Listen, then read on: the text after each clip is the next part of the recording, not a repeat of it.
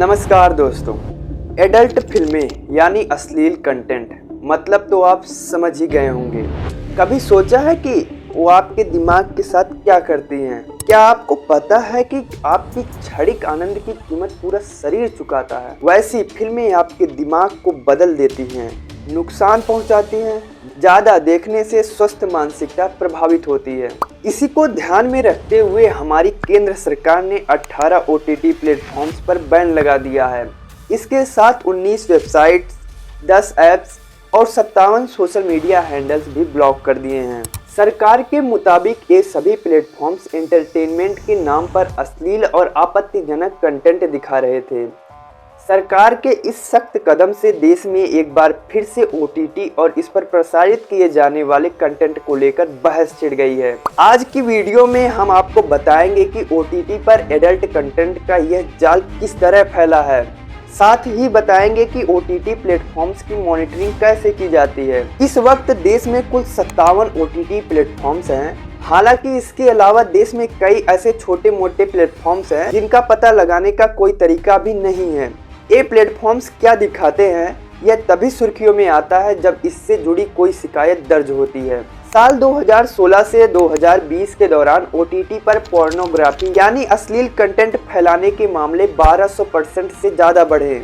देश में OTT के आड़ में पोर्न के रैकेट का खुलासा पहली बार अभिनेत्री शिल्पा शेट्टी के पति राज कुंद्रा की गिरफ्तारी के बाद हुआ। राज कुंद्रा हॉटशॉट नाम के एक OTT प्लेटफॉर्म के जरिए पोर्न बेचने के मामले में गिरफ्तार हुए थे। साल 2020 के लॉकडाउन में जब OTT प्लेटफॉर्म्स को बढ़ावा दिया गया, उसी दौरान आर्ट बालाजी, MX प्लेयर और उल्लू ऐप जैसे कई OTT प्लेटफॉर्म्स पर अश्लील कंटेंट की बाढ़ आ गई। न्यूज पोर्टल लेट्स OTT की एक रिपोर्ट के अनुसार आर्ट बालाजी को मई 2020 की व्यूअरशिप में 2019 की तुलना में 60% ज्यादा इजाफा हुआ है। ऐसे में यह माना जाता है कि लॉकडाउन के दौरान ही सबसे ज्यादा पोर्न कंटेंट देखा गया। हाल ही में जिन 18 OTT प्लेटफॉर्म्स पर सरकार ने बैन लगाया है, उनमें से एक ऐप को 1 करोड़ से ज्यादा डाउनलोड मिल चुके थे। अब साइकेट्रिस्ट के नजरिए से समझते हैं कि इस तरह के कंटेंट से बच्चों और सोसाइटी पर कैसा असर पड़ता है।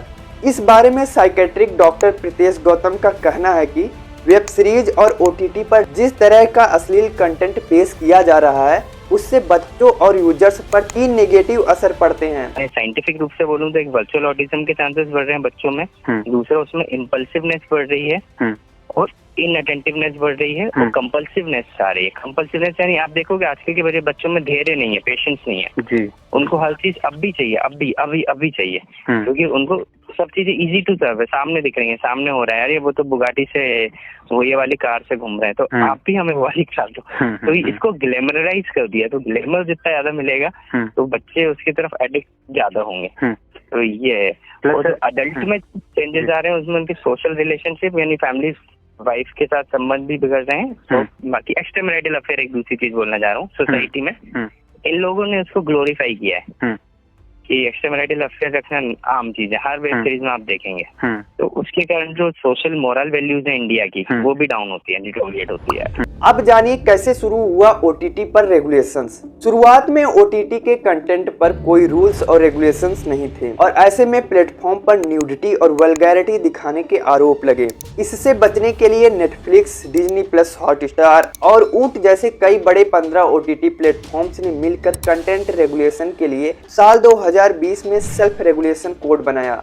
हालांकि सरकार ने इस रेगुलेशन कोड को काफी नहीं माना। अब सरकार OTT प्लेटफॉर्म्स के कंटेंट की निगरानी intermediary guidelines and digital media ethics code rule 2021 के जरिए करती है। इसके नियमों के मुताबिक OTT प्लेटफॉर्म्स को अपने कंटेंट का क्लासिफिकेशन, एज रेटिंग और सेल्फ रेगुलेशन का खुद पालन करना होता है। अगर ऐसा नहीं होता है तो इस एक्ट की धारा 67, 67A और 67B के तहत सरकार पेश किए जा रहे आपत्तिजनक कंटेंट को ब्लॉक कर सकती है।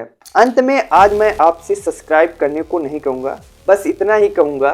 50 बार बोल रहे हैं, पढ़ने निकले वाले छात्रों को राजनीति से दूर रहना चाहिए। हैं? पढ़ाई लिखाई में ध्यान लगाओ, IAS बनो और देश को संभालो।